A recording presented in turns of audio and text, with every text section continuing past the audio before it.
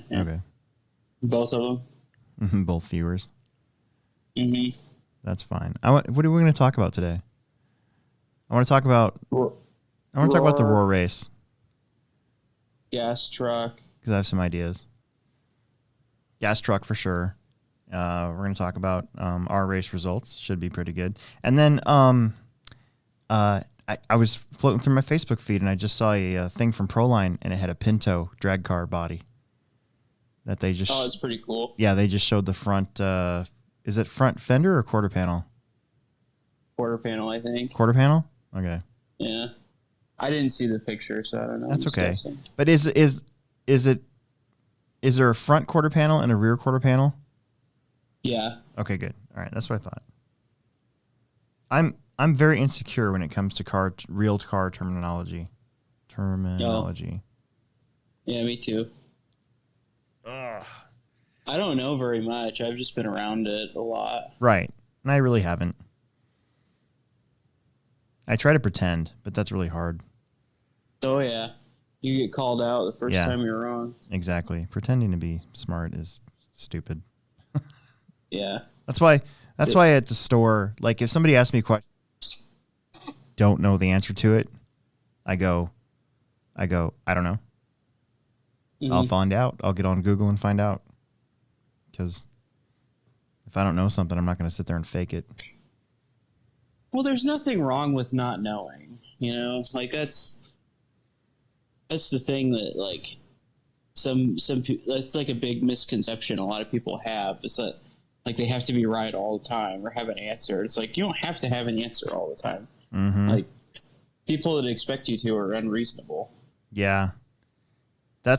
It's funny because whenever I'm going through reviews of other hobby stores just to kind of compare, it's a lot of times people think that we're supposed to know like literally everything.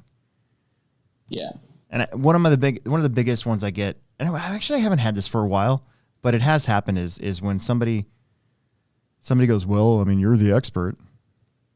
I'm like, no, I'm not. Yeah. I don't. This is like if we get a brand new part and none of us know what it is, we just know that it's a new add-on to like a drag car or a monster truck, you know, not something that's a mainstream Traxxas or Arma vehicle or a race car, and it's just something new, and I'm not really sure what it's for yet. I haven't really looked it up, and I get that guy that's like, oh man, you're the expert, you tell me. I'm like, okay, well, let me get my phone out. Yeah, it's almost like they should say like, I trust your opinion, you know? Yeah. Like, you know, because you kind of are the expert, you know? I mean, on the basics, right? I mean, we kind of are the experts. That's true. So, yeah, that's like the worst when a new product comes out and you don't know anything about it. And then, like, somebody bought it and you're like, well, I don't have one. Everything's different. Mm-hmm. But let's figure it out. Well, yeah. You're the expert. Like, well, I am, but I don't know anything about this product. You know, like I could have worked on Chevrolets my entire life and then got a job at a Ford dealership, and I'm going to probably learn something new every day for probably a year. Yeah. You know? Yep. Exactly. Well, why are we early? Explain to everybody why we're early. Because I forgot. I'm going to the Black Hills like as soon as my wife gets home. Oh, okay. Like I went out, I loaded the camper up, cooler's ready to go, truck's loaded up. I'm not taking my scooter. I wanted to, but nobody else is bringing something to ride around, and it's like I don't want to just ride around by myself. That's no fun. So I'm not bringing my scooter, but yeah, like as soon as she gets home, we're going. I had to take the dogs to like a kennel place. Oh, the little happy wiener dogs. Yeah, they're gonna be mean wieners. I feel so bad. Like that was like the worst feeling in the world. Like it made me like tear up. I feel like I bonded with your one dog. Yeah, she liked you. She's telling me about it. Yeah. All she's doing is talking about you. But like, well, the thing is like. We took him to. I'm not gonna say the name of the place. Like we took him there, or I took him there, and they just like they weren't even gonna let me come in the building, and then like they wouldn't go in the building without me. Oh yeah. Like they're like standing there like hard stance, like we're not going anywhere without you. Right. And I was like, okay, well, let's go in, and they let me finally come in, and the lady there was just so cold. Like it was just a bit like a business transaction. Like I know it is, but still, it's like they have two of our family members. Yeah, those are your there. fur babies. Yeah, it's like they're like, all right, so we offer a playtime package deal up to 3 times a day for 15 minutes, and it's $8 a dog each. I was like, what? You just leave them in the thing all day? They're like, well, they get to go outside 3 times a day. We take them out 3 times a day. I'm like, what?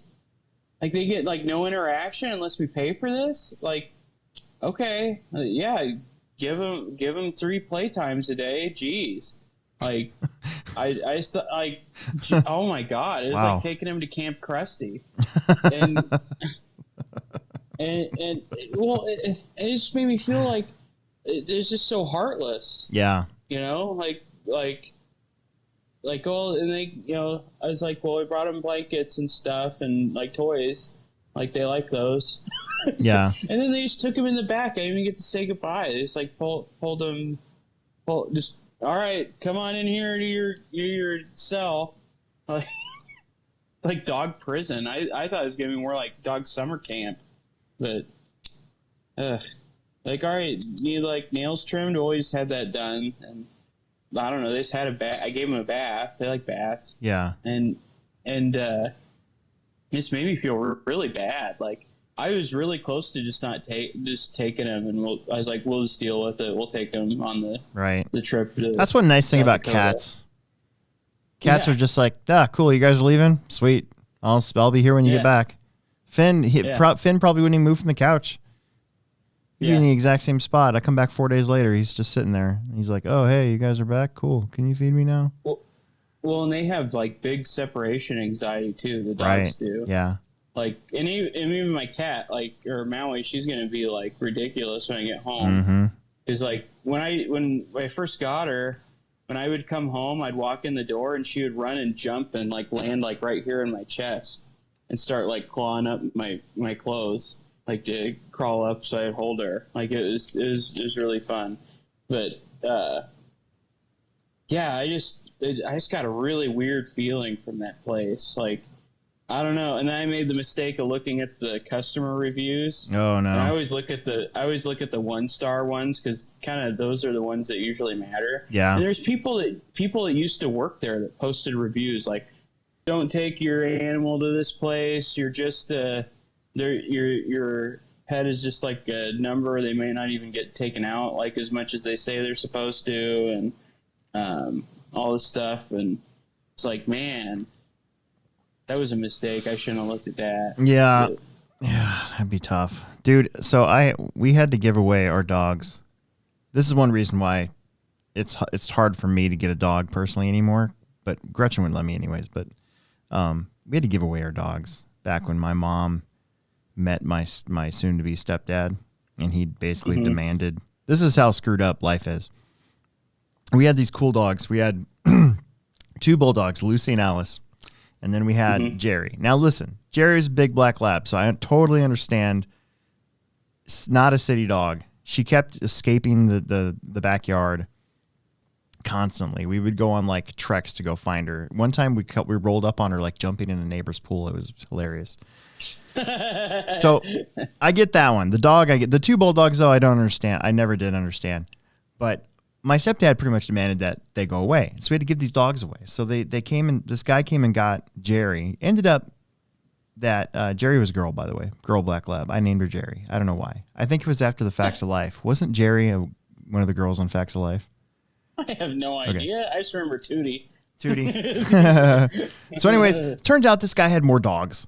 And he had a nice big giant open field or whatever, but I don't even remember. Take him to the farm. I don't even run and play. Exactly, but I don't even remember where the bulldogs went. But it was devastating, like totally devastating. So then, before Emerson was born, we wanted a dog. We almost bought a Burt dog. What is he? A French bulldog? Is that what he is? Boston Terrier? Boston Terrier. I don't know. So something like that, yeah. There was a litter of Bostons. We picked out the dog. We were going to go get it. It was like $550. And Gretchen and I were both like, do we really want to spend that much money on a dog? We didn't. We pulled out at the last minute. We were like, no, we're not going to do it. We went to the Humane Society. They had a beagle puppy, and it was missing an eye. So nobody wanted it, right? But I was like, I want that dog. I bet that dog's going to be badass when he gets older. And so we get this dog. We bond with it. We adopt this little thing. We take it home. This is the only time that Gretchen and I ever gotten like a fight where I thought our relationship was all over. In the 21 years that we've been together now, we got this dog. She wanted a dog, but she didn't want a dog. So this thing was sitting on my chest. We were watching like Grey's Anatomy or something, and this thing was sitting on my chest, and it sighed. It like went like this, and like relaxed on my chest as we were asleep, and then it fell asleep, and I was like, oh, this dog loves me. He knows he's adopted and he's got a home, a forever home. Yeah. And then we put it in the kennel for the night. It barked all night. Just did not want to be in the kennel. We were trying to kennel chain it. And then I had to go to work the next day all day. The thing pooped on our floor, right? And that was pretty much that. Like, and I tried to explain, yeah, dogs poop on floors at first. You got to train them not to do that. Anyways, I come home, the dog is gone. She took it back. And it was like the stress of losing those dogs, my childhood dogs, all came flooding back with that dog. And that's one reason why we don't get a dog, because we don't want that ever again. It was devastating. But after that, but then the funny thing is, Gretchen doesn't watch this show, so it doesn't really matter. But the funny thing is like when we were trying to have a kid, this was like 3 years after the fact, and I go, you do realize we don't get to take this one back, right? Like, you know that. Yeah. And then she's like, well, you can just put it up for adoption. Yeah, she got really mad at that. She was like, don't bring up that dog. And I'm like, well, I'm just saying, dog, kid, kind of the same thing. Except this one we're stuck with for at least life. It's life. We're stuck with it for life. Mm-hmm. So I feel you on the dog thing, man. I would have a hard time putting them somewhere where I don't know. It just seemed kind of heartless. You know? Yep, exactly. I just felt really bad about that. But it's like, it just seemed so cold. Yeah. Anyway. Oh, well. I don't know if like the lady there has like some thing like thinks all men are stupid or something, but I just wasn't getting like very good vibes off of her. I don't know. Yeah. You know me, I'm usually a pretty good judge of character. Yeah. Like you see me call it like, I was like, that guy ain't gonna last. You know what I mean? Yeah. And then it's like 6 months later, he's burned out on everything. Or that person, or maybe a couple of years later, they had some big issue, and then you never see him again. Yep. And it's like, told you so. All right. Well, this is the Hobbytown Hobbyplex show. This is a Hobbyplex show podcast, is what this is, isn't it? And sure is. I'm Alex Sturgeon. I'm the one of the managers at the Hobbyplex / race director for the off-road racing program. And with me, as always, Will Brenton. And we're here brought to you by Pivot Lending Group. You can find them at pivotlending.com. And if you mention our show to Don Zoller or Aiden Olson's dad, you can get a $500 lender credit or 0.125 off your interest rate if you go through with a home loan or refinance. And I highly recommend that you do so. It was really quick and easy. They have an app. It's pretty much all through your phone. We're here kind of early because Will's going to go on vacation this week, and they're leaving tonight. And so instead of starting at 6:30 and being done at 8, we're going to start at 5, try to be done at like 6:30. And then I got some stuff to do too, so it kind of works out. And there's some stuff I want to talk about today. So we got the Roar E-Buggy Nats, or the E-Nats as we like to call them. I wanted to talk about that race. we've held that race twice, 2011 and 2018. And I have some thoughts on it, and then we'll go over race results. If you guys have something that's on your mind and you want us to talk about it right away, you can always drop a super chat, and we'll honor that and stop the show cold to get it in. However, if you got something that's not too pressing, just put in the comments. We'll go back through the comments at the end of the show and address anything that comes up, as long as it's not like vulgar, something like that. Yeah, whatever. Yeah, whatever. And or even if it is. Yeah, even if it is, we might pick at it. I don't know. You never know. Yeah. Look at us. Yeah. remember who you're talking to. Yeah, remember who you're talking to. And there's fart jokes, and all sorts of fun stuff. Yeah.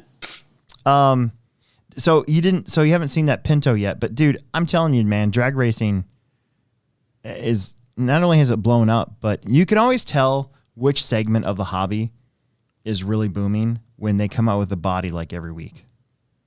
Yeah. Remember when Monster Truck was just rolling, and Proline had like 30 different Monster Truck bodies. You had that. You had everybody and their dog making an upgrade kit for like T-Max A-arms, Revo, starter box kit. I mean, that's how Techno started. Yeah. Techno was making that Techno conversion kit for the Revo. Yep. That in like what, 2008, 2006 to 8? Yeah, something like that. I want to say it's less than 2008 because I was still in high school and Richard Duran had that on his. He had the what was it? Not Intigy. RD Logics. Yeah, RD Logics had a lot of stuff. Yeah. I mean, just everybody was getting in on that. When I first started working at the Plex, that was one of the brands that I kind of had. I made this like list of stuff that we should carry at the Plex, and that there was a lot of RD Logic stuff on that back then. Yeah.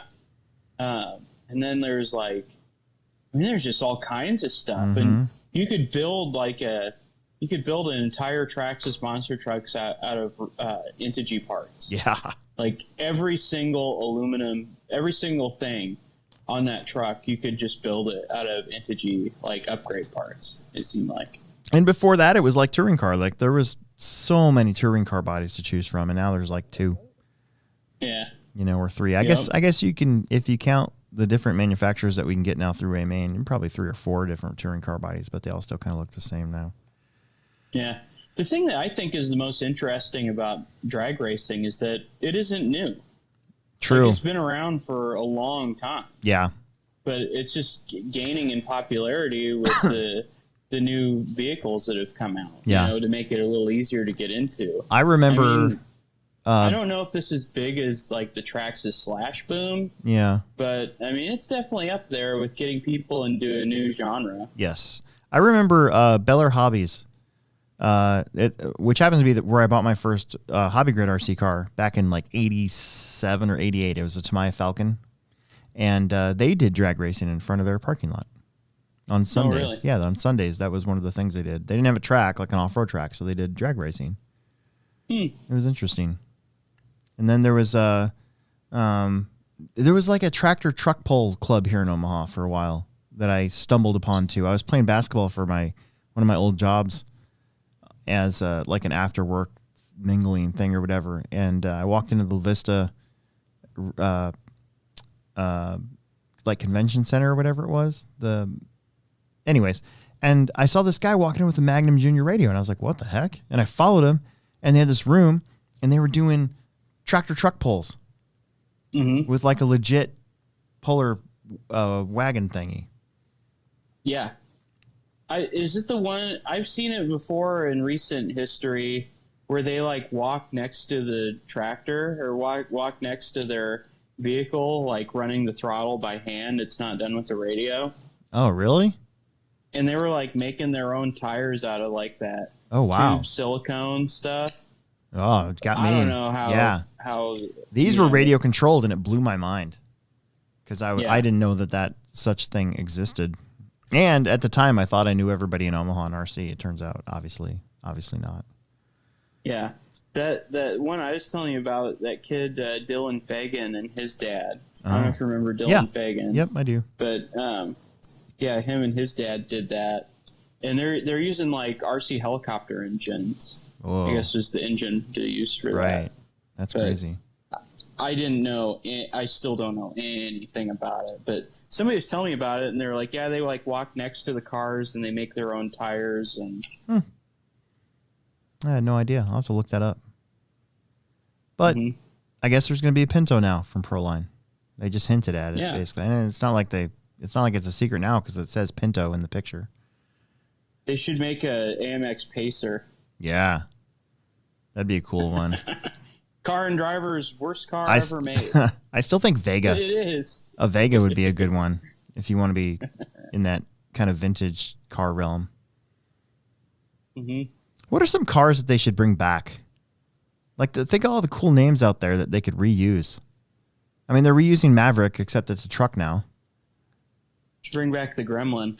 Yeah, that'd be cool. As long as it doesn't look like everything else. A lot of these cars nowadays, they just look like everybody else's cars. There's not something that's... Well, I actually found out that the reason why they do that is because there's actually like a guideline of what the nose has to be, like the front of the car. Yeah. So like if you hit someone, they get, tossed over the front. They don't go underneath it, and they like it's almost like they engineer it so the person gets run into and flips over and lands on their feet behind the vehicle. It's like to that.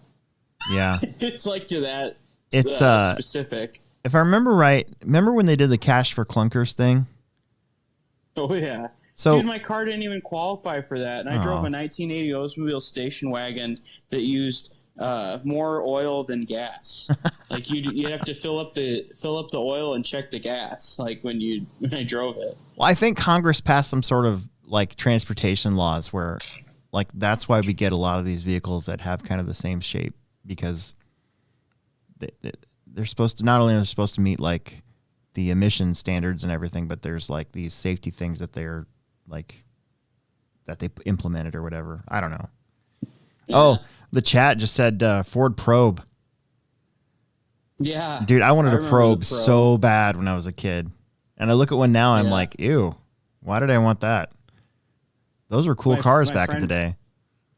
Yeah, my friend that grew up on the other side of the street from me, his dad was they're a big Ford family, and they're all about that Ford Probe. They had 3 of them at one time, like 2 to drive and 1 for parts.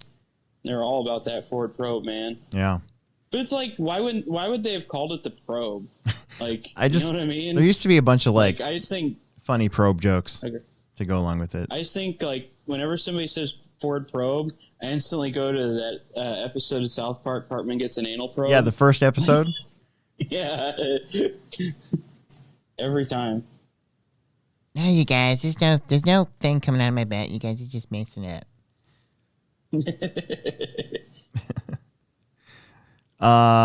Okay. So, okay, that's it for what's new.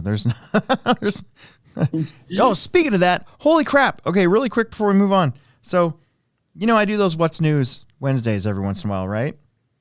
Mm-hmm. For some reason, the latest What's New has, as of right now, it's slowed down a little bit, but 1,400 views. Wow. That's never happened. Like usually they hover right around 300 or 400. It's not a big deal, but man, I'm just like, wow, like where did that come? I must have hit something in the algorithm with my title or something like that. I don't know. So maybe. Yeah. Anyways, so jump on there and give it another like and keep it rolling. I have noticed that the videos that have the most views also have the most likes, so there must be some sort of correlation. Hopefully. Yeah. Okay, so I want to talk about the e-buggy gnats, the e-gnats, as we like to say. Did you watch any of it? Did you? Hmm? I tried to watch qualifying, but I was at work during it. So well, you only had to watch for an hour because that's how long it took to get through qualifying. Yeah, or no, seating. I watched seating. Oh, there you go. Qualifying. That's all I watched. I kind of kept up on it over the weekend. I tried to really I tried to watch as much as I could. To be honest with you, it was kind of boring. Yeah. Just as an outsider perspective from the, I don't know. It wasn't as exciting to watch as, say, the Nitro one. Mm-hmm. Does that sound bad? No, I mean, it probably isn't, Yeah. I have some thoughts on this race. And so we held 2011. Officially, that was the second e-Buggy Nationals. Mm-hmm. Back then, I was really pressing Don Sanchez, who was at the time president of Roar, that we could be the first one. Because at the time, way back in 2011, we had a pretty strong e-Buggy turnout, right? Yeah. And that was what everybody ran. Yeah. Well, we held the Nationals around that time, and like hardly any local came out to run. Oh, really? I think it was. I remember that. I remember one local specifically that wouldn't run the race because they couldn't run 6-cell. Yeah. And I'm sure he's listening, and I'm sure he knows who he is. But I just feel like this race has needed to be modified or changed for a long time. We were talking about this in 2017 and 16 when I was competition director, because it was so hard to get turnout for this race. Yeah. And it ends up these races that don't even get close to breaking even when it comes to purchasing the awards, sending the full RMT crew, all the travel expenses involved with that, I think maybe this thing needs to be turned to a level 4 event. So yeah, would that put it at the same level as like a regionals then? No, regionals are level 3. So Roar has 5 different levels of races. So you have your club racing, which qualifies as level 1. You have like a state race or series, which qualifies as level 2, which nobody does anymore. A regional event is a level 3, or a super regional is a level 3 event. Now the differences between those is a level 1 and 2 event you don't actually need anybody to sign off on. So if we wanted to, we could say we're having the Roar State Championships at the Hobbyplex. All we would need is for me to basically send the sanction form into the region director, and that's it. That's all that would have to happen. Essentially just a blessing. It's not even, well, I mean, kind of, but it's honestly not even, you honestly don't even really need that according to the rules. Grazie. Your club races are covered. If you're a Roar track, your club races are covered as a level 1 event. The problem is that if you're not a Roar member and somebody falls down and hurts themselves, but you're a Roar track, that person is not covered because they're not a Roar member, and the track is not covered either. So basically, for the Roar insurance stuff to work, and for all these levels to worry about insurance and all that, which is really one of the reasons why you get Roar, everybody has to be a Roar member, otherwise it negates the whole thing. Which is just, that's the way it's been, and that's always been very confusing to a lot of places, and that's one reason why a lot of places are like, well, I got my own insurance, why do I need Roar? So skill level 3 is regional. That you do have to send to your regional, and then that goes to the sanction director. Sanction director signs off on it. You get assigned a sanction number. That becomes an official Roar event. So in the case of everybody at that race has to be a Roar member. That way, if somebody falls down, hurts themselves, or gets hit in the face by an RC car or something like that, everybody's covered, right? Mm-hmm. So a level 4 event is not quite a national championship, which is what level 5 events are, but a level 4 event can be used as like a it'd be like what the Dirt Nitro Challenge would be if it was a Roar race. Okay. And so my idea way back then, I had mentioned this a couple times. I specifically remember saying we need to like change this, make it a level 4 event. Okay, that way Roar doesn't have to send any RMT. So this is going to sound, I hope this sounds smart, but listen, we're talking about e-Buggy here. What rules do we specifically really have to worry about to send a full race management team to worry about it as far as tech goes? Every class is modified, right? Yeah. Oh, yeah. Most of these motors and batteries that they're using, I bet you at least the motors and speed controllers and all that stuff, they don't even get sent in to get checked to begin with. This is what happened at the start of this weekend. Remember, they had this like these two main motors that everybody was using. There was a Hobby Wing one and a Reedy one, and none of it was approved or approved. Well, it was at one time. Oh, and then it fell off the list. It fell off the approval list because it didn't get reapproved, right? Or, followed up on. Well, then because part of the ROAR rules say that a race director can make changes to the rules at said event. They, I'm sure, with talking with the president, they're like, well, what do we do? Everybody's here is running these motors. They let them all in anyways. Yeah. So I just think that every class is a mod class, so it's not like you need to have a full teardown of motors. You don't need to have, obviously the wings and stuff need to come into spec or everything. But the point is, a level 4 event would mean that the track is basically in charge of just about everything. So they supply their own race director, their own computers. They supply a tech guy. Then what happens is the entry fees come down because you don't have to have the crazy money to cover everything. So the entry fees come down. So then you might get a little bit more local support to join the race because it's not as expensive. And then let it grow, and then maybe down the road put it back to a level 5 event if it needs to be. But I think this race in particular could be taken off the. I think you still need to have a bidding process for it. And when I say bidding, there's no money involved, people. I hope you know that. It's just a track has to take the time to write everything out, send it in on time, and then get chosen by the ROAR committee to have your race picked. There's nothing more to it than that. That's it. And a lot of times, most of the time, if a track is obviously crap, or if they didn't take the time to spell stuff right in the bid, a lot of times those bids get kind of like, well, maybe we should think about this one later. But a lot of times we always try to get the best track to host, but also we tried to move the race around a little bit too. Like a long time ago, there used to be a thing where it had to be here, here, and here per year. And that got rid of it because there wasn't enough tracks bidding on it to begin with. Right. But I think maybe the bidding process should still happen, but I think there needs to be a different understanding to make this race as big as it should be. I don't understand it. It's been 10 years now of sub 100 entries. We can't even get that for this. And it should be way more than that because when we hold a Nitro event or a Techno series, there's twice as many e-buggies as there are Nitro cars. Oh yeah.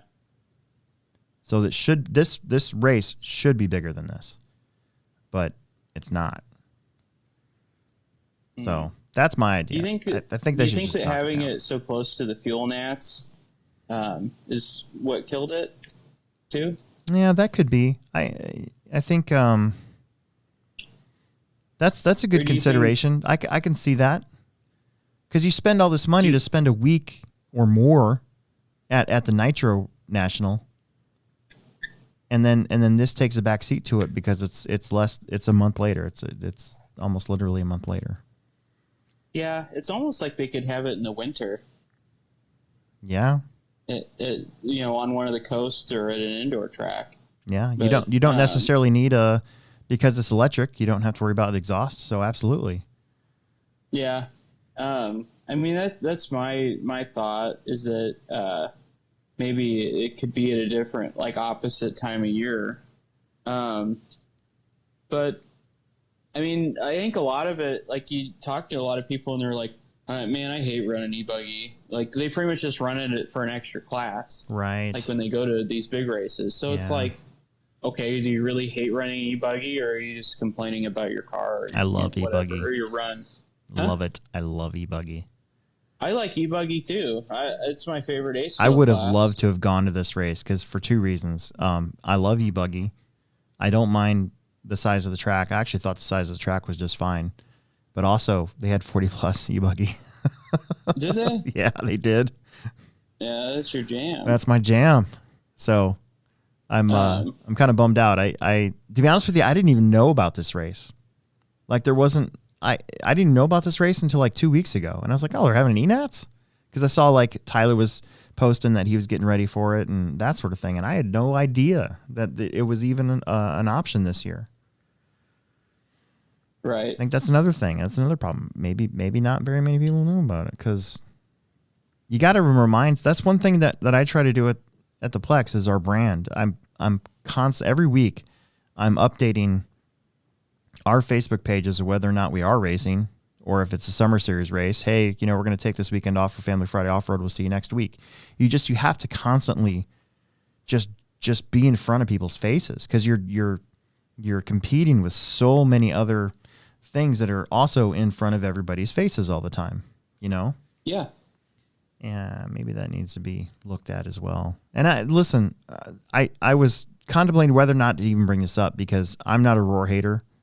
I feel like I've been a roar. Neither one of us are. Right. I don't really I don't really know. I feel why like somebody would hate them. I feel like we need them. Yeah, I feel like I'm a roar insider almost, or at least I was. But this was frustrating to see the turnout, and not taking anything away from the wins. Ryan Mayfield winning both classes is pretty crazy. That's 4 8-skill championships this year.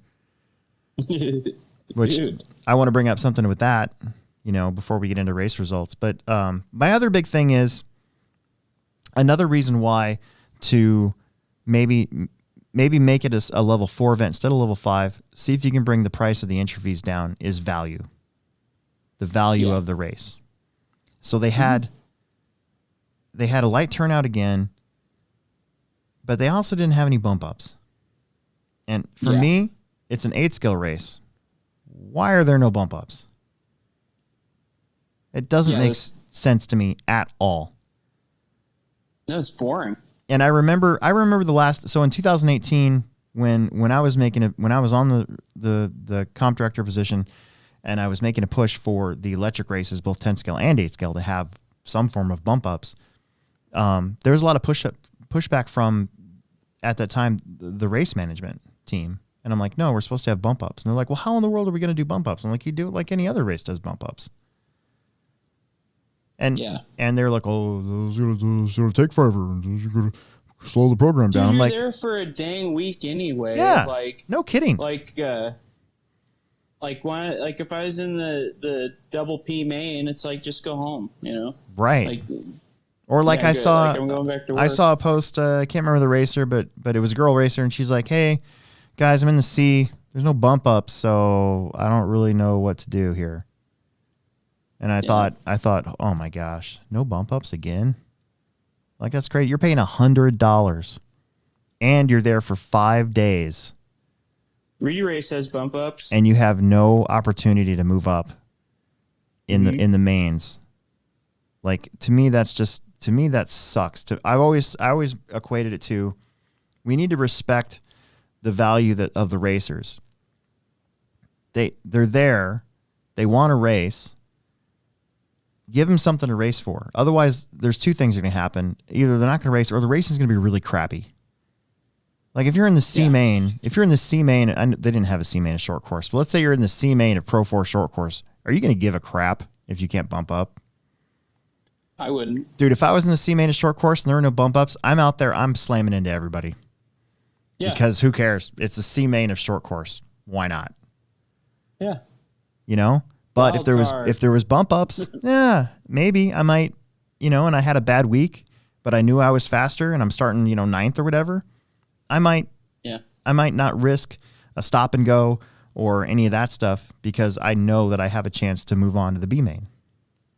And then move up. It just kind of gives you something to still race for. Yes. And it kind of keeps the excitement, for the weekend, even for people watching. Yeah. Like, oh man, so-and-so, they could bump into the main, it's like, it's not over yet. On a world level, like at IFMAR 10 scale worlds, it doesn't bother me that there's no bump ups on the 10 scale side, because generally speaking, those 150 drivers that are there, for the most part, they're either getting their travel paid, they're getting paid, or they understand full well that they're going to the Worlds as the 101st seed, and they're just there. They're there to race the race, have fun, and then watch the mains. It's not as big of a thing. Mm-hmm. But I feel like on the national, our national level, I don't see why we can't have bump ups, and especially the 10 scale one. It doesn't take any extra time. No, I mean, you might add a heat or add a main or something, maybe. But I mean, okay, so you're going to add another 5 minutes to each class. So is that, like another 35 minutes? I don't know, but you know Whatever. what they try to do is they have like the lower mains, or they run.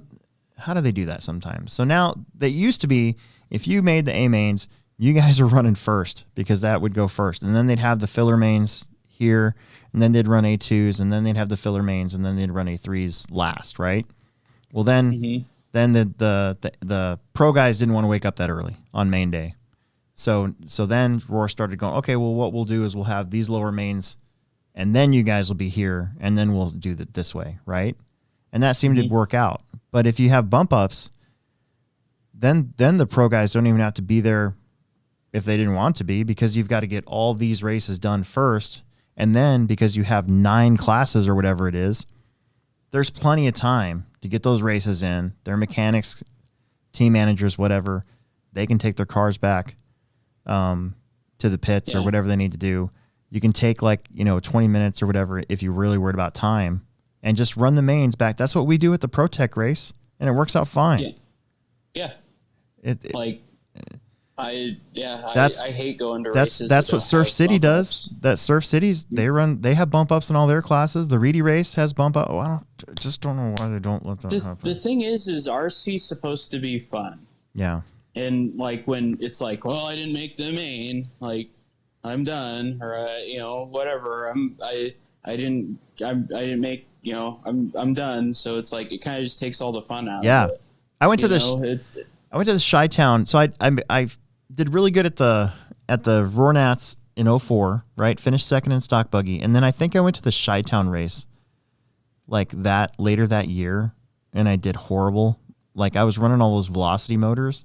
Remember when we were trying to make the Orion velocity mod motors had the V brushes? Oh yeah. Yeah. Yep. It's a badass design, but every single one of those failed in my qualifiers, and it also did it point in fact in my mains. So I was in the B main in stock and mod, I think, or whatever it was, and they didn't do any bump ups. And I just remember being on the stand thinking to myself, well, here I am, B main, I'm 5th, and I was just going after it. I was just throwing it in every corner I could, running into everybody. And the dude next to me was like, what the hell, man? I'm like, dude, it's the B main. Who cares? At the 16, I'm going for Roarnats, it. I'm sending it. At the 16 Roarnats, I was BQ and mod truck. Yeah. And I won the B main by half a lap. There would have been another 2 guys in in my race from the A main group, but I felt like, because I just made a mistake on my last corner of the last qualifier that would have put me 8th or something. Yeah. I was really close to making the main in mod truck. Mm-hmm. And, I remember.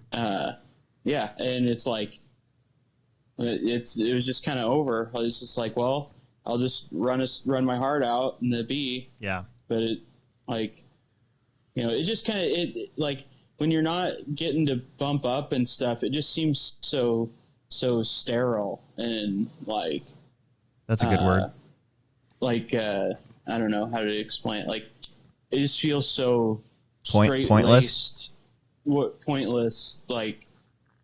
This is my race type of thing. This is where I belong. Yeah.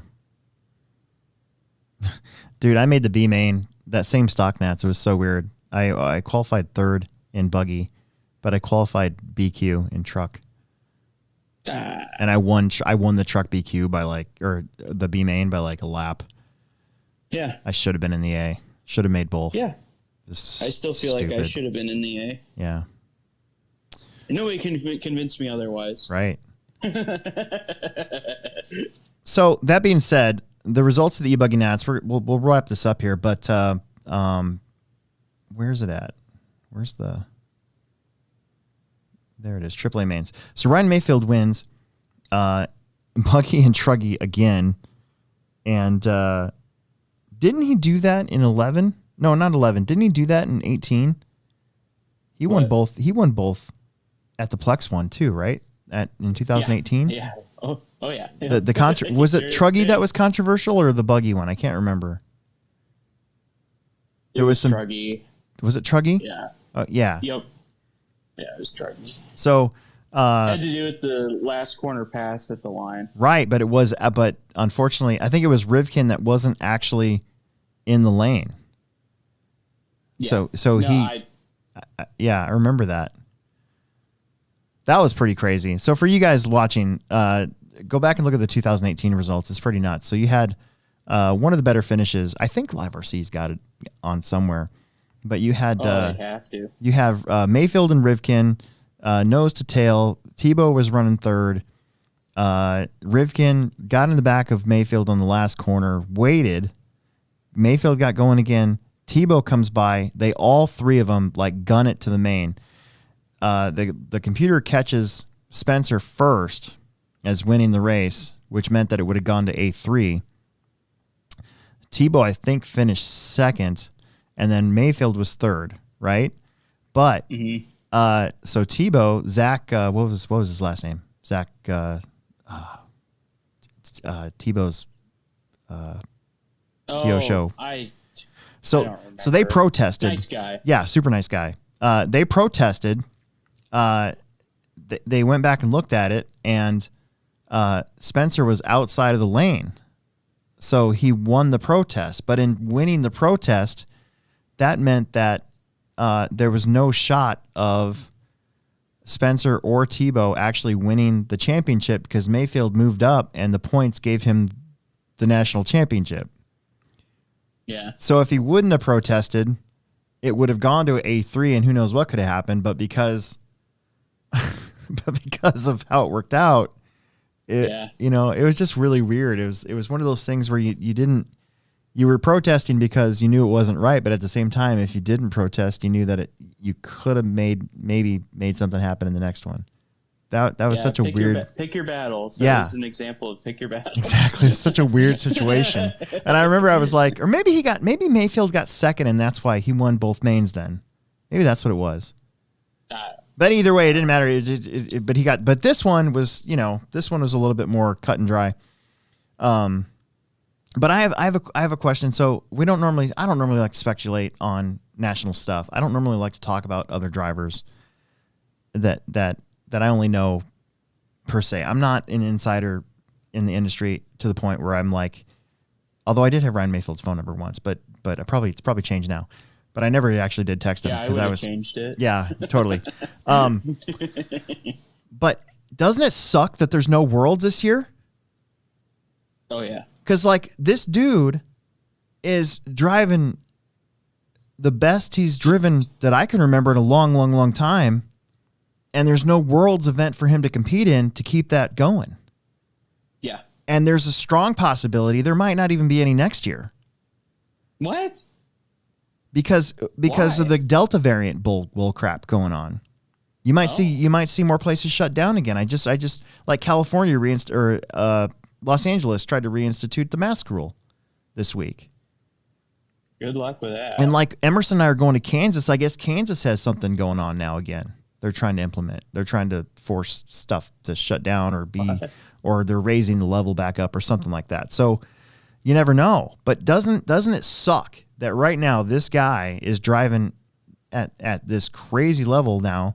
He's won both Nitro events. He's won both electric events, which honestly the actual electric events, it's probably just another race for these guys. But to all of us, we're like, wow, that's incredible. You got the 10 scale Nats coming up in a month. So who knows what's going to happen there? It sucks for him, in my opinion. Hopefully he can keep this going and finally get that, hopefully maybe 8 scale world title. There's a couple guys out there that don't have them that deserve them. Tebow and Mayfield are the two that come to mind in my head. Yeah, Cavalieri doesn't have one, right? An Not 8 scale? No, I don't think 8 scale. 10 scale he does, but not 8 scale. I mean, it definitely does suck because I mean I've said it before, like nobody can touch him right now. Right. Not an 8 scale, man. I almost wonder if the slowdown last year helped some of these guys. Oh yeah. You know what I'm saying? Practice and work on your stuff. Well, yeah, and you've just been grinding away at the RC life for going on 20 years, right? Mm-hmm. And then all of a sudden you're forced to take a break a little bit, focus on your family a little bit more, maybe focus on things that are more permanent in your life. And then you can come back and it almost seems like a lot of these guys are not rejuvenated, but just have a different focus. Hopefully. Yeah. I can definitely agree with that. Like, I built 2 bikes in my basement or scooters in my basement during COVID. And I got to do things that I also enjoy, that I couldn't normally do, know, but, and definitely taking a break from RC because we just grind on, we do it all the time. So it was kind of nice to have that break, and you see it again. It's like, oh yeah, you know what I mean? Like, it's weird because we were only shut down from racing for 2 months. It was the end of March, all of April, and then the first part of May. But I never really had a day off. Like we actually got busier. So we had a 2-month break from racing, but I never actually had a day off. Right. But I can tell you that being done at the end of the night and knowing that there's not really anything I have to do to the track to get it ready for some sort of event coming up for those 2 months was kind of nice. Mm-hmm. I do sometimes miss having the winter off. Yeah. We used to grind away all summer, fight the rain, make sure the track was good. And then as soon as, October came around, we stopped racing outside, and I could just kind of lay back for 4 months or whatever it is. And that doesn't happen now. Yeah. So that break that we had last year was kind of nice, even though I still had to go to work every day, but I don't know. Yeah. I was on overtime the entire time, so it was all right. Yep. Okay. So, Aaa Main Results, just really quick. So you had Mayfield, Dakota Fend. How about Lee Setzer at his home track, getting third? Cavalieri, Tessman, Julian Oliveras. I recognize the name. I think I've seen pictures of him. Excellent run for that kiddo. I think he's a kiddo, or at least a teenager, right? I don't know.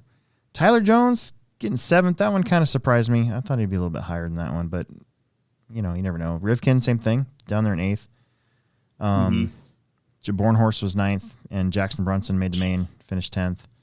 And then in Truggy, you had Mayfield, Tessman getting 2nd. Bornhorst is 3rd. That's no surprise to me because I feel like E-Truggy's kind of his bag.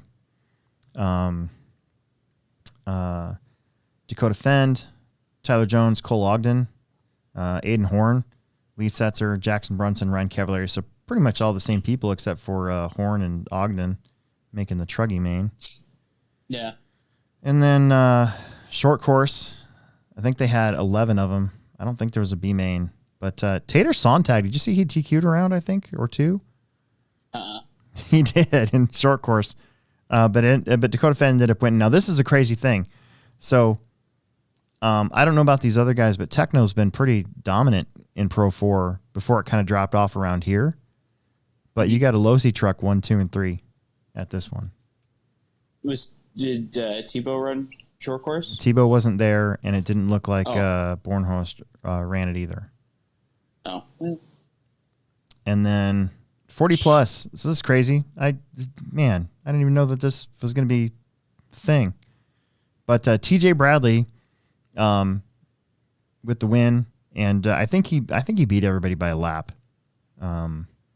both times. And then Vito Pognato. These are names. These are old dudes that I don't know. So Corey McElvin, Tom Sherman, Ronnie Setzer must be Lee's dad, maybe. Maybe Tommy Rogers, Pat Rossiter, who I didn't even. Oh, I bet you that's older Pat Rossiter, not Pat Rossiter, Patrick Rossiter Jr. Richard Lewis, Jeff Boland, and Alan Abus. So there you go. That's eBuggy. We're gonna move on to our race results because we had a fun weekend. But I wanted to bring up the roar thing because those two things are bugging me, and I just wanted to be transparent, let everybody know what I thought. Sure. So I can see right through you. Yeah. Iowa RC Tracks wanted to mention that one of the truggy races that's at the 2018 Nats is I think that video has like 3.2 million views on Iowa RC Tracks thing. Oh, really? Something hit. Yeah, something hit on it. And if you read the comments, there's people that have no idea that RC car racing is a thing that were commenting on it. Which video? The 2018 eBuggy Nats. Most of the mains are on Iowa RC Tracks. Okay. And I think it's either Aaa Main number 1 or 2 of Truggy has like 3.2 million views or something, some crazy number that if I had that many, I would probably not work very much. Yeah. You know? Huh. So go check it out. Iowa RC Tracks on YouTube. There's a lot of old videos on there. There's a bunch of my Hobby Haven wins on there that I go back and watch every once in a while when I want to. If I'm ever having a bad day, I go back to races I did well at Hobby Haven. Dude, not to like rub it in or anything, but there's the last one that we went to where Mac had like a half a lap lead on us and I ended up winning. Oh my God. Yeah, it must have worked. It looks like it worked out for you. You know what I'm doing? Hey, you're kind of holding us up there at Starve. It looks like it worked out for you.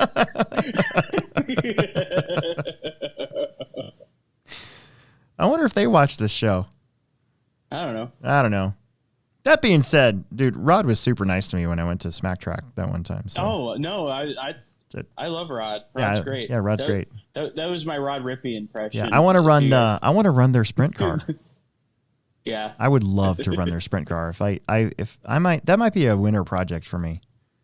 Yeah, that's just what he told you after the. Yeah, no, I know. I just thought that was really funny when he said that. It was like, well, my IFMAR pins had to heat up. It took a lap for them to heat up. Then I was gone. Then it was fast. Yeah, not my fault. Actually, the silver car thing was more funny. So at that same race, so since we're on the subject, this is funny. So Rod and I had been racing for a long time. We'd go to Chile, 2 or 3 times a year, and my stuff used to be silver. So I used to have a silver and then American flag motif on all my race cars back then. And we were at this race, and a long time ago I changed to white and kind of run the same car body I've been running now for almost, I don't know what. How long have I been running my body for? At least 2011. Yeah. 2010. Anyway, something like that. So we're in this race together, this qualifier together, and I was on a TQ pace, and then I messed up, and so on the driver's stand, I'm like, oh man, I gave that one away. And there was another car out there that was silver, and Rod hadn't finished yet, and he thought it was me, and the silver car was holding him up. And so beside me, he's going, oh, I see what you're doing. That's real funny. And I was like, I didn't know he was talking to me. I was like, is there another Alex up there? I don't know. So I went back to the pits, and then we were waiting for our next qualifier. And I was like, dude, did something happen to you in the last race? And he goes, oh, you know. And I'm like, no, I have no idea what you're talking about. He's like, you held me up back there. I'm like, oh, no, I didn't. He's like, aren't you that silver car? I'm like, dude, I haven't ran silver in 10 years, man. And so then he was like, oh, sorry. Yeah. No, it's just good stories. Yeah. Stuff we can laugh about. It's stuff we can laugh about. I can understand because basically, full disclosure, I used to be kind of a hothead, right? Oh, no way. At the track. And I used to think that I was going to be the next Cavalieri for a little while, or whoever, right? And that was something that's taken a while for me to kind of get over, right? Mm-hmm. But back then, yeah, I kind of that is something I probably would have done. I would have been like, no, I ain't moving over. Screw you, right? Yeah. So maybe, but now that I'm older and more mature, I would never do anything like that. I get out of the way. If I'm done, I'm done, right? Yeah. Yeah, whatever. It's fine.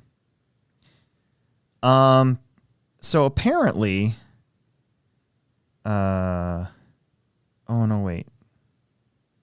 July 9th. So there we go. Family Friday Off-Road from this weekend got kind of weird. So we had 43 entries. So once again, Friday beat Saturday. This is 3 club races in a row that's happened. Yeah. Not that I'm complaining. I love it. I'm actually pretty stoked by that because normally it's the other way around. Like Fridays drop off a lot and Saturdays are kind of steady. Mm-hmm. Not that Saturdays haven't been steady, but whatever. So 43 entries, 30 drivers. We had 6 heats. We've had 6 heats for a couple weeks in a row now for club racing, both Friday and Saturday. And there was 17.5 Buggy Aaa Main. You know what's cool about Fridays is there's a pretty large field of legit stock buggies. Like I got to run this Friday as race director, which I don't normally run Fridays, but I ran the races on Friday, and there was 8 cars. And I think the family before that, the family Friday before this one, there was like 10 stock buggies. So it's been kind of like staying legit. Which is great. I love it. Cole Webb took the win. Jackson Anderson finished second. And, nice. You know, Cole is getting pretty fast pretty quick. So that's pretty cool. I've said this before, but we can add a few more names to this list of kids that we have that are in either in Plex Spec or in independent stock buggy that are going to be breaking out of that here shortly, I think, and obviously he's one of them. Yeah, Jackson's already there. So Eli Webb was third, also with 14 laps. So those 3 got 14 laps. Now Sam Saunders, this is another one that I think if he raced a little bit more on Saturdays, he'd find himself getting even quicker than he already is. I think they came for a Friday and Saturday. Was he there Saturday? No, they weren't. Never mind. Don't listen to me. Josh McMillan was 5th. Troy Saunders was 6th. Dylan Haas jumped up to stock buggy from Plex Spec, and he finished 7th. And then Cody Kupke had to leave, but he was 8th. Who knows where he would have been if he was stuck around, though. Plex Spec. So you had Diego Quintana destroying everybody with his Pro 4 short course truck. But tonight, that's what he did on Summer Series. But this night, he brought out his two-wheel drive buggy. Yeah. And all of a sudden, he got, like, faster. And he's been coming to the track more, too, so it kind of shows. Emerson Sturgeon. So we have a Plex Spec truck that we have. So it's a very bizarre handling 22 short course truck ready to run thing. Yeah. And so we kind of just screw around. He's got friends that come too. So if you're thinking, why is Emerson running Plex Spec? Well, you know, Plex Spec Friday, Family Friday Off-Road, it's kind of nobody really cares. And also, he's not in any sort of advantage with this truck that he's driving. Yeah. We perform no maintenance to it, and it drives like it drives like a Pinto. Like, it's terrible. It's the old car you got sitting in the backyard. It's just a spare that might not start, but if you need it, it's there. Yeah. There's like a hornet's nest underneath it. And, So it is kind of fun to see him mix it up with everybody here, you know? Yeah. And he likes it, I think. Josh McMullen was third. Max Sapala came out. I haven't seen this dude since pre-pandemic. It's been that long. But he had a good time, finished fourth. Chris Kinzer was fifth. Michael Prendergast was sixth. Isabella McMullen was seventh. Brian Hart was eighth. Ethan Rustermeyer was 9th, and Nick Rustermeyer broke out in 10th place. And then you had a small 13.5 / mod class. Logan Prismanis was racing mod. Jackson Anderson did a douche canoe move and jumped in for the main. He didn't even qualify and ended up finishing first in 13.5. So good job, Jackson, for making everybody upset. John Haas was your TQ. He finished second. Sam Saunders was third. Troy Saunders was fourth. Dylan Haas was fifth. And again, Cody Kupke had to leave. And then you had Mini Truggy and Emerson Sturgeon kind of put the smackdown on everybody. You had Ashley McCormick and Logan Prismanis first, second, and then John Haas was third. And Emerson really likes racing Mini Truggy a lot. Although, dude, I think our Mini Truggy needs some serious maintenance because it is clapped out. Yeah. He's really hard on it. Like, he's like doing all these crazy whips and landing sideways, and he's just mashing on the throttle and hitting the brakes really hard. And I mean, it's fun to watch, but good God, it's hard on it. All the arms are now self-adjusting. They're terrible. Yeah, it's got terrible self-adjustment stuff. And then Ashley McCormick, I believe, was running. I think he was running his two-wheel drive. Yes, he was. He was running his two-wheel drive short course truck with the Mini Truggies. Mm-hmm. I had to move him in there. And then we had kind of an e-buggy Truggy main event. You had Logan Prismanis taking the win with a Truggy, Jackson with Buggy, Ashley with Buggy, Caleb with a Truggy, and then Easton McCormick with the Buggy. So you had 3 Buggies and 2 Truggies. I just threw them in together because it made life easier on everybody. So that's Friday. And then we'll get to Saturday real quick. Saturday's a lot of fun. So it's Saturday Truck Series Round 2. We had 33 entries, 22 people. It was a nice, easy day. Again, it was like six heats. So yeah, it was easy to get to. I combined some heats or some classes into heats so that it just made it easier on us. We didn't have to beg for corner marshals all the time because that always stinks. We still had to beg for corner marshals anyways. In Plex Spec, you had Diego running his buggy. In fact, he had buggies 1, 2, and 3. So you had Diego running a buggy. Didn't go as fast as Friday night. Riker Haley getting second and Sawyer Haley getting third. And shout out to Jason Haley, who's going to be mentioned later, who's also one of our first Patreon members. So you have Peter Renault, who I know is watching right now. You had Nick Nuthouse, so he's got a question here we'll get to in a minute.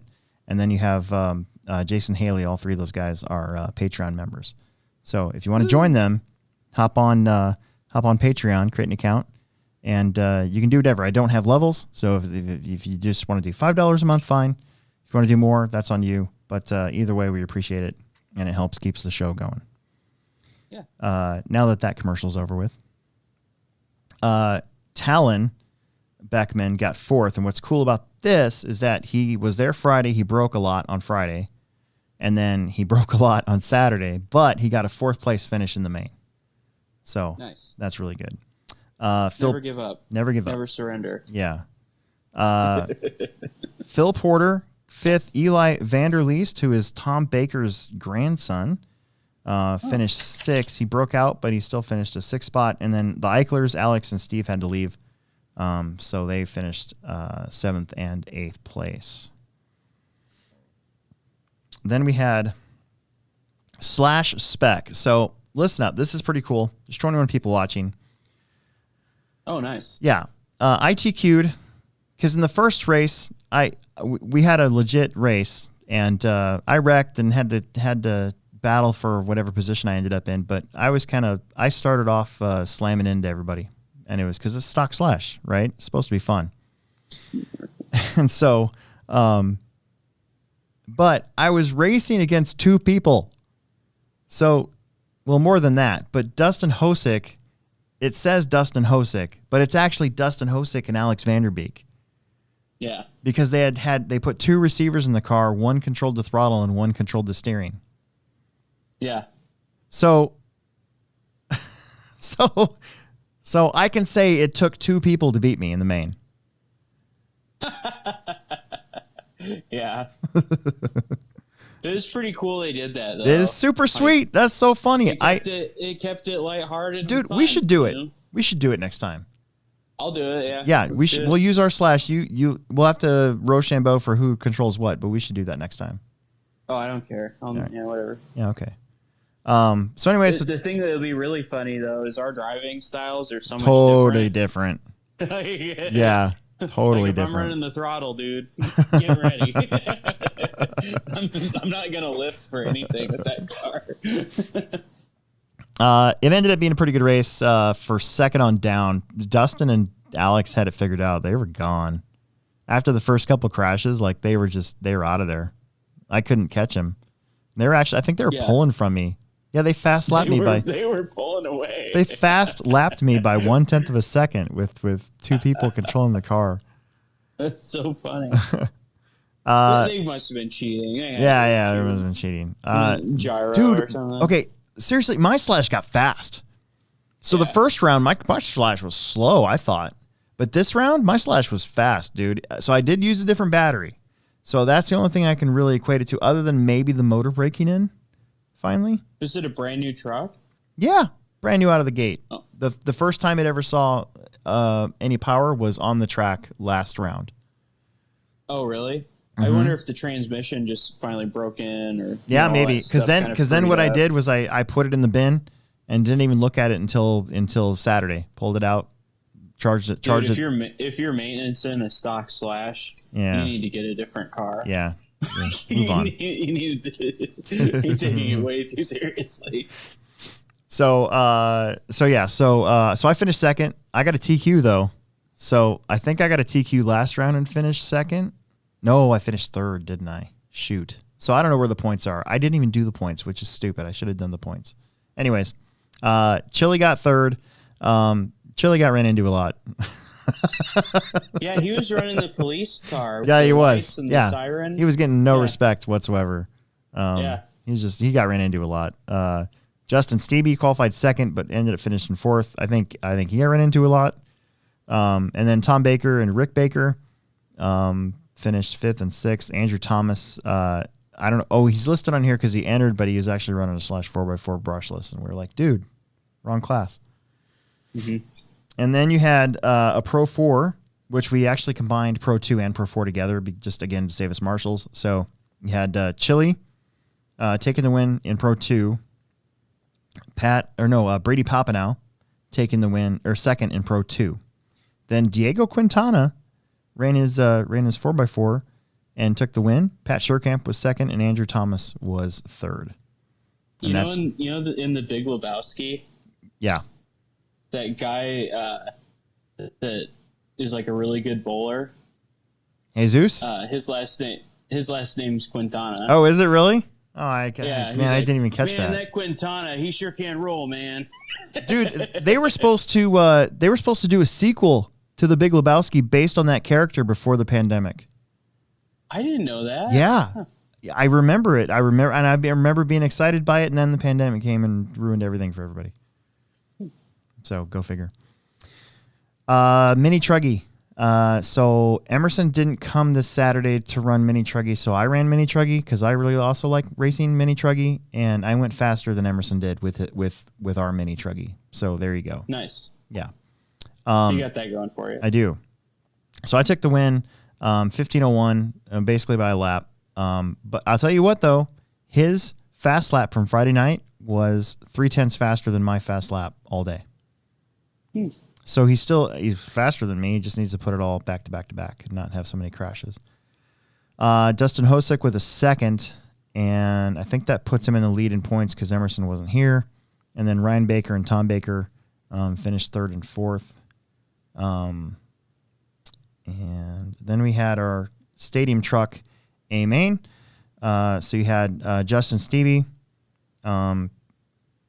taking the win in the stock class. Wade Gehring was second. Chili was third. Ryan Baker was fourth. Brady Papanow was fifth. And Alex Vanderbeek ran mod. And since he was the only running mod for 2 races in a row, he is your 2021 Saturday Truck Series mod truck champion. Congratulations, Alex. Wow. Yeah, congrats, Alex Vanderbeek. Yeah.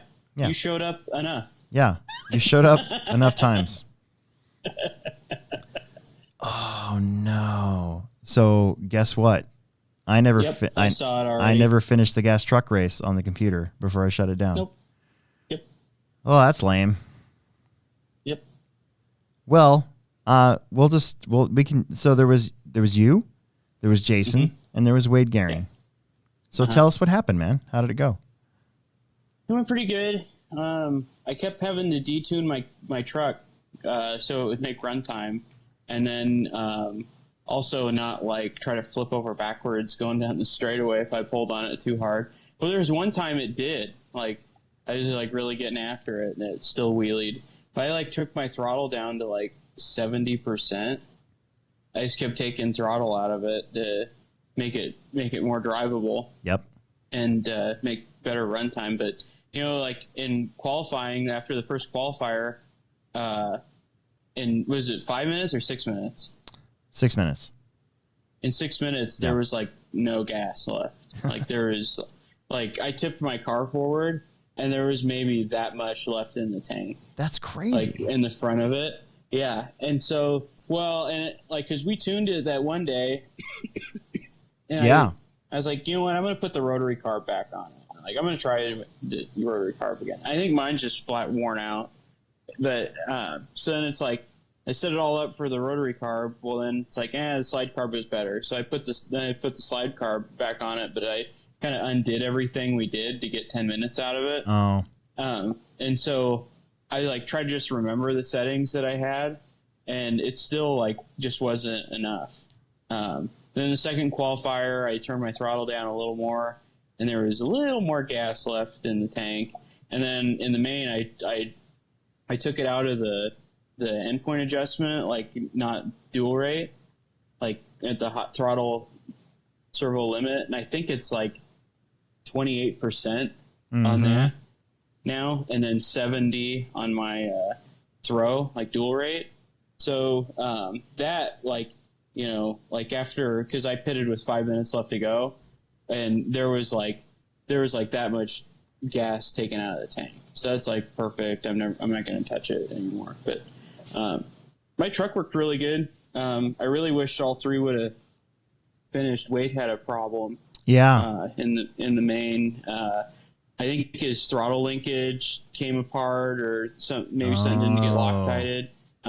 Which is fine. I was wondering what it was. Figured out. Yeah, there's something with the throttle linkage where it wouldn't come back. It could have just been a servo. Like maybe his servo was pulling too hard, and it locked the servo up a little bit. Yep. But I mean, who knows? But he had a mini runaway almost. Yeah. I'm glad his engine didn't explode. Yeah, I thought it was gonna pop. I thought it was gonna go. I was like, ping. I was like, there it goes. That death. Ping. Yep. Here it comes. I was waiting. I was pitting for Tommy DeFries at the 2007 RC Pro Series Finals in Denton, Texas, and his main was up, and I was trying to. I guess I didn't get across how I wanted him to like give me gas at the start so that his engine didn't die. But so I'm out there and I'm holding his car and I could hear it. Its idle is terrible. So I was trying to get it to. I was just trying to get him to start, And I'm like, go like this, go like this. And so he goes, wee, and I'm like, oh my gosh. And then it goes, wee, ping. It broke a rod before the start of the main. And then I'm like, oh crap. Well, I did tell him to give me some throttle, but I didn't mean that much throttle. Good God, like, come on, man. Yeah. So that's what I thought was going to happen was that wee, ping. Yep. I was like, here it comes. Yep. I bet it another 3 seconds. Let go. Yeah. I was shocked that they fired it up and got it running again. Yeah. I don't know. Those OS engines are pretty. They're pretty resilient. Yeah, they are. Yeah. I mean, I've had engines where, like, somebody said, "Oh, this thing's shot," and I'll take it from them and just re-break it in, and it works just fine. Yeah. But, so, Jason Haley finished, and I think he was only 3 or 4 laps behind you in 15 minutes. Maybe 3 laps. I think 3 laps, I think is what it was.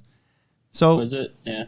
Because I had 34 or something like 29. that. He had 29, so it's 5 laps. It ended up being 4 laps. 4 laps if you don't count the last lap.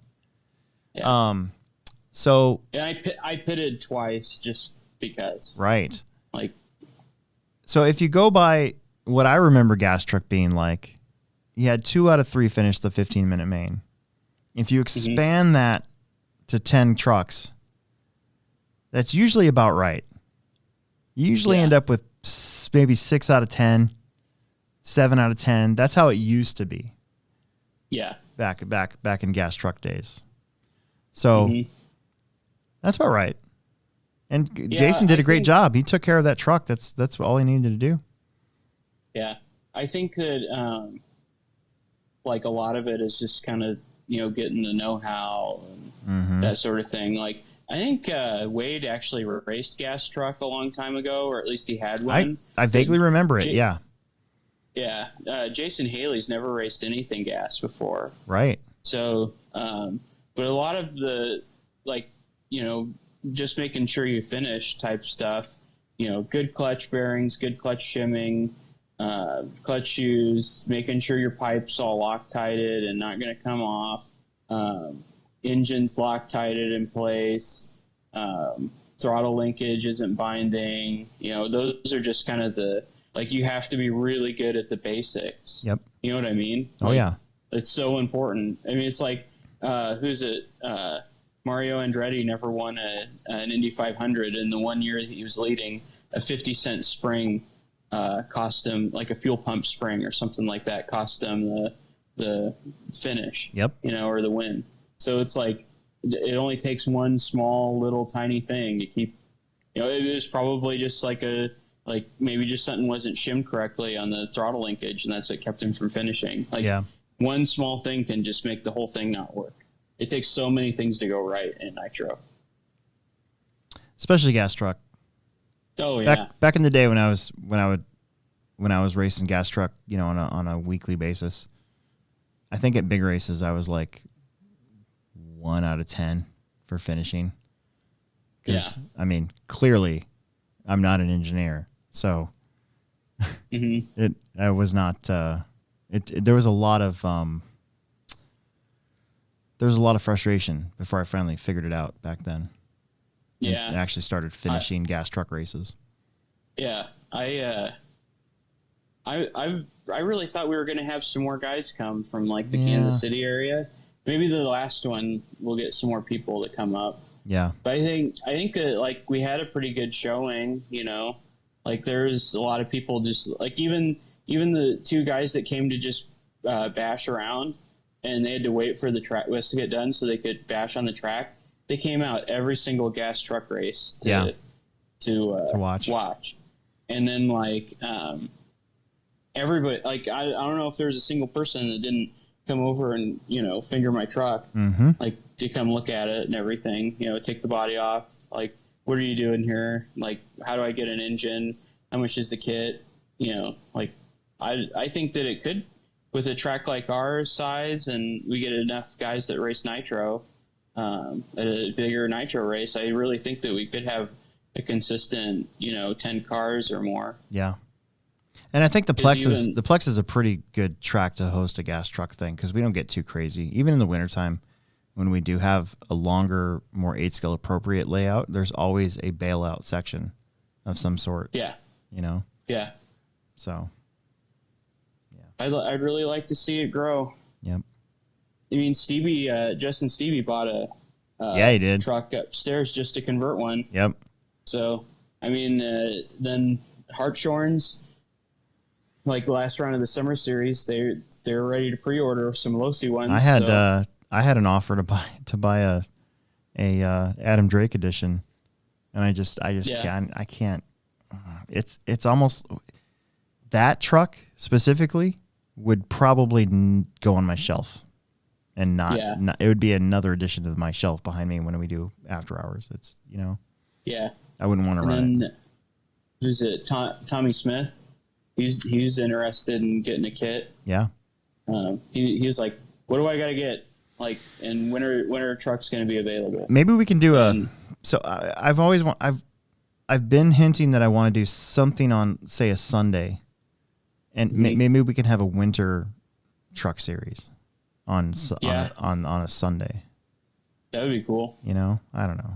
I know Sundays suck as a travel day, but we got to do something at least once a month. Well, I think that those guys would be more inclined to come up during the winter because right now they have their outdoor track that they're racing gas truck at. And that's the whole reason why we don't have a Nitro series, because there's all these tracks that are outside that are running. So, we don't need to. So that does make sense. But yeah, we should do something. I mean, guys are wanting to spend the money on the trucks and wanting to do it. I mean, it's badass. Yeah. I think it is. Maybe we should have okay, so I don't know, maybe we should just talk about this afterwards, but like maybe we could have like a big gas truck race. Yeah, we could try during the winter. Yeah, we could try. Let's take a pivot landing break before we forget. And then we'll get to the comments and then we'll finish it up. Okay. All right. Good. Okay. And now, a word from our sponsors. Yeah! This is a Pivot Lending Update with David Olson and Don Zoller. Get some. This is David Olson with Pivot Lending Group. Today is May 10th, 2021, and we are going to be talking about temporary financing. Pivot Lending Group works with several credit unions, community banks, across the Midwest and on the West Coast, soon to be on the East Coast, that we're teaming up with to have an alternative to your traditional bridge mortgage. In a bridge situation, you would be purchasing your future home as well as retaining your departing property for a short period of time until that property sells. And on your home that you'd be purchasing, you would have long-term financing. And then once your loan on the home that you sell gets paid off, then everything's a wash. Great programs, tons of great bridge programs out there. The downside to a traditional bridge is you end up in a situation for potentially 1 or 2 months, maybe longer than that, of having 2 mortgage payments. You have the mortgage payment on the property that you're purchasing, and then you still have the mortgage payment on the property that you bridged out to help you with that purchase. Teaming up with our financial institutions, credit unions, and the community banks on the temporary side, we can come in, lend the money to purchase the new home, and then bundle everything together on your primary house that you're selling, on the new home, and put it into just one master note. And then you have one monthly payment on that master note. And potentially you can even have deferred payment to the end of the term, the short-term term, until that house is sold. So really excited about that. Gives you guys opportunities to come in and to put yourself ahead of the line with some of the other buyers, because you can come in, contract quickly without a lot of additional conditions or requests with the seller. Makes you really, really attractive. There are some things that you have to have in order to qualify for it. Obviously equity is a big one, pretty strong credit and those sorts of things. If you have any questions on that program, feel free to give me a call, 402-881-5951, and we can walk you through and show you the differences between a traditional bridge loan and temporary financing. David Olson, NMLS 16099. Don Zoller, NMLS 277589. Pivot Lending, NMLS 109995. We return you now to your regularly scheduled program.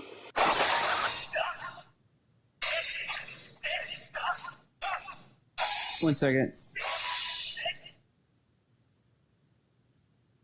What is it? What game is that? Skyward Sword. Oh, two more. Okay. God, these guys are coming from nowhere.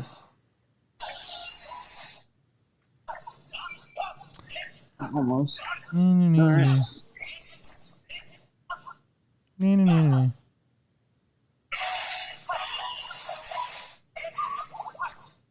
Was that water? What's that? I heard bubbles. Is that bubbles? Oh. Is that water? No, it's God. Do Nintendo Switches have AV outs? Yeah, do Nintendo Switches have an AV out? Or like a HDMI out or something like that? The new one does. Oh. Right. We can watch you play. Yeah. What's that? Nothing. Yeah. This is my sister.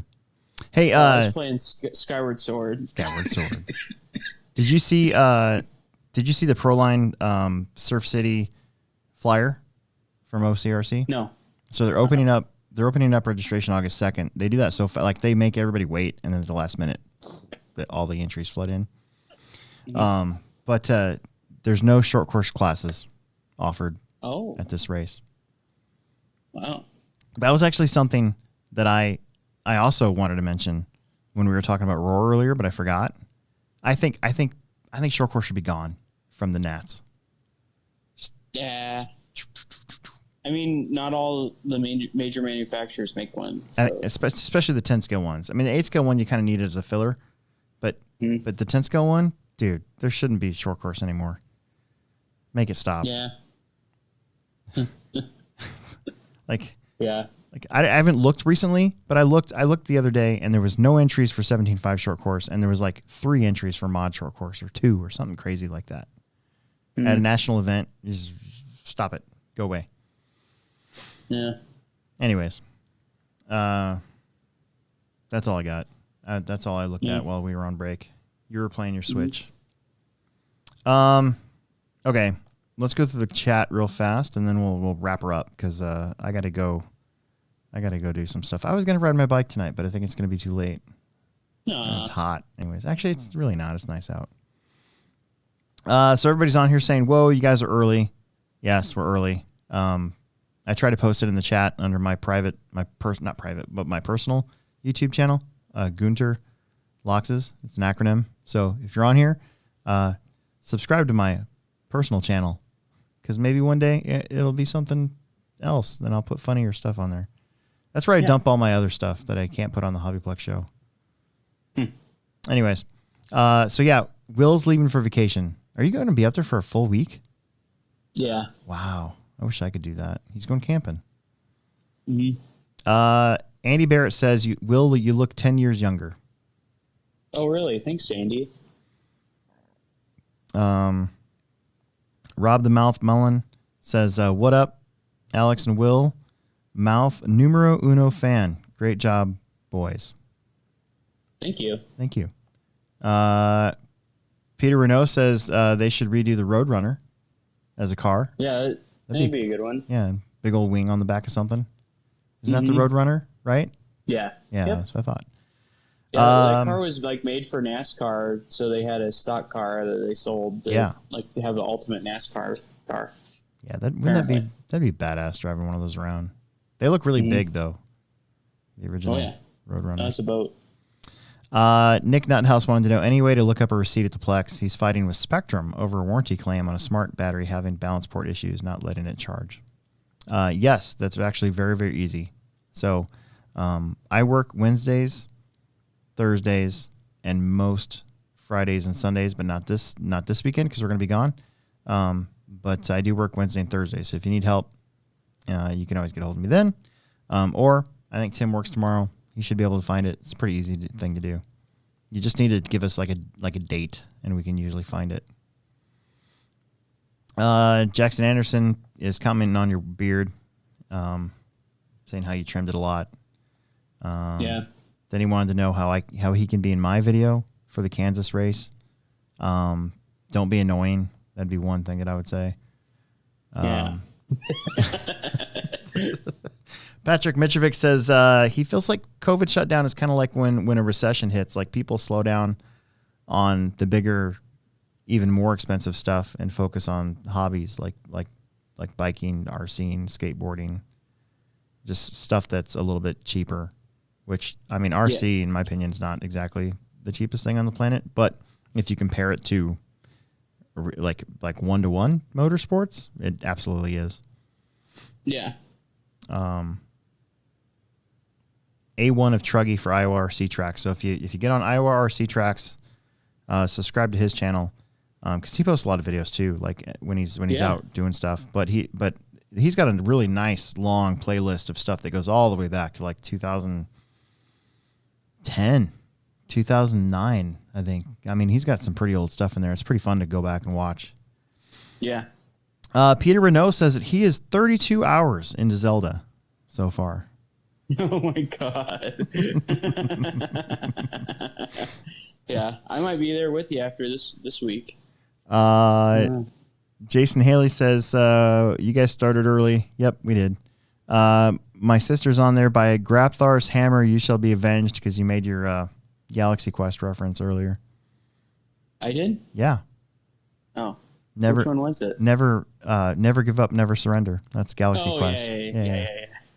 And also, did you see they're trying to make a series out of that now? Huh. What's his name? The dude that wrote Star Trek, the last one. Not Into Darkness, the other one. Beyond. Simon Pegg. Simon Pegg is trying to do a Galaxy Quest thing, which, it's kind of weird because McFarlane kind of already did that with the Orwell. Yeah. So, I mean, I don't know. Whatever. Nick Nuthouse wants to know, are we able to run Nitro Rustlers with gas trucks? I don't see why not. It's a two-wheel drive gas truck.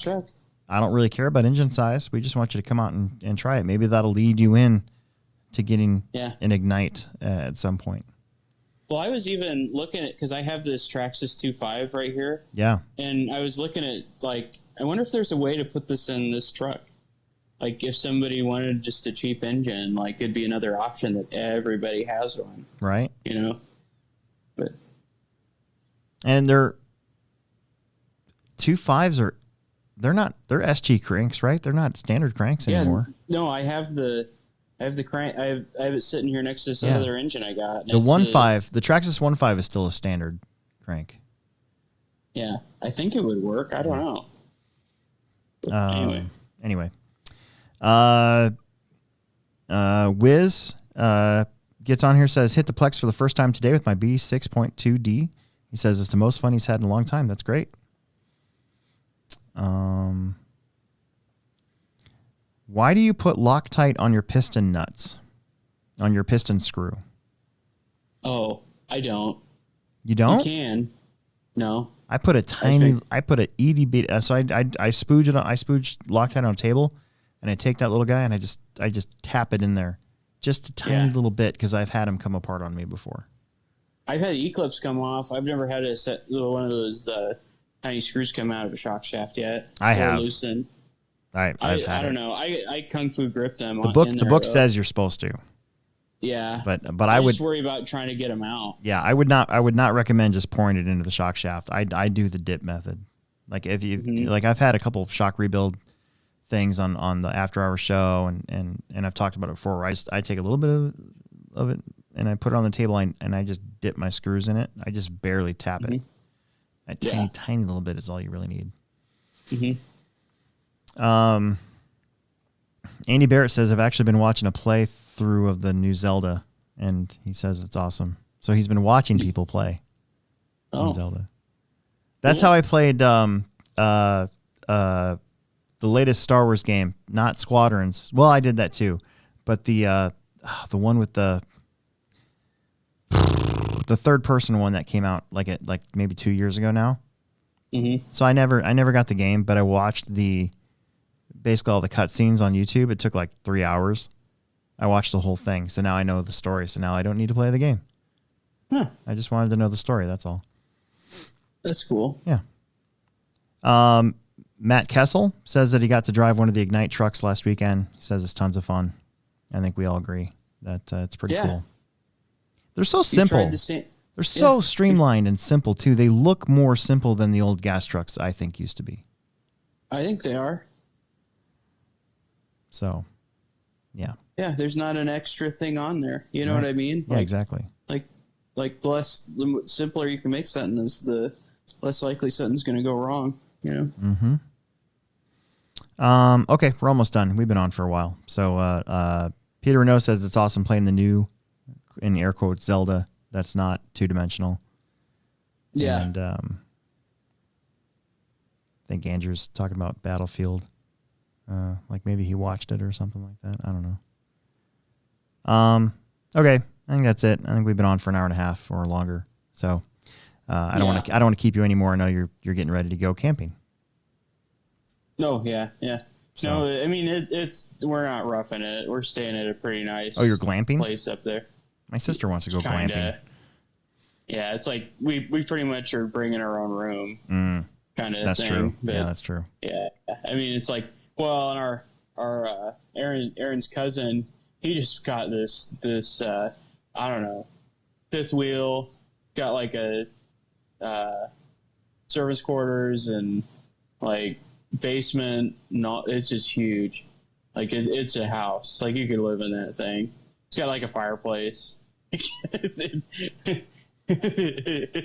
HVAC running through it. It's giant. Nice. And like, yeah, I mean, it's we're camping, but we're staying at a pretty nice like facility. Mm-hmm. So, but anyway, Sweet. It'll be a good time. Yeah. All right. Well, we got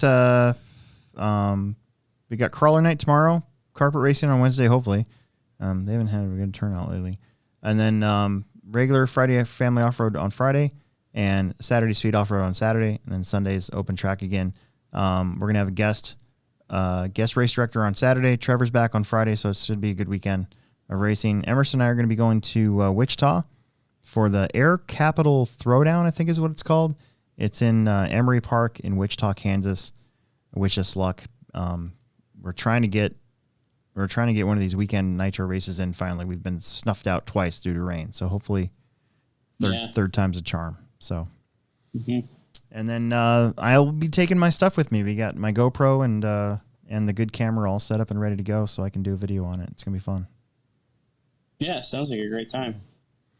As always, this show brought to you by Pivot Lending Group. You can find them at pivotlending.com.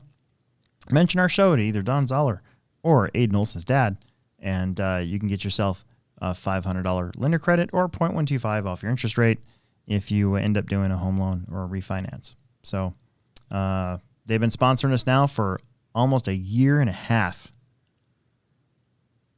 Isn't that crazy? Yeah. Oh, yeah. Yeah. So hopefully if Aiden like goes to college and doesn't race a whole lot, like that continues anyways. You know what I'm saying? Cool. Like it's just weird. Like I don't know. Yeah, like kid doesn't do this anymore, so we're not gonna. We're done. Yeah, exactly. So I don't know. I don't think that'll be a problem either. But I'm just saying, man. I hope so. So, anyways, yep. Okay, all right. Well, I'm gonna go. I got some stuff to take care of, and Will, have fun. Oh, I'll try. See what I can do here. Yeah. Camping's a lot of damn work. Yeah. You know, you gotta set that thing up and level it, and it reminds me, I didn't get my level, and then you know, like live in it.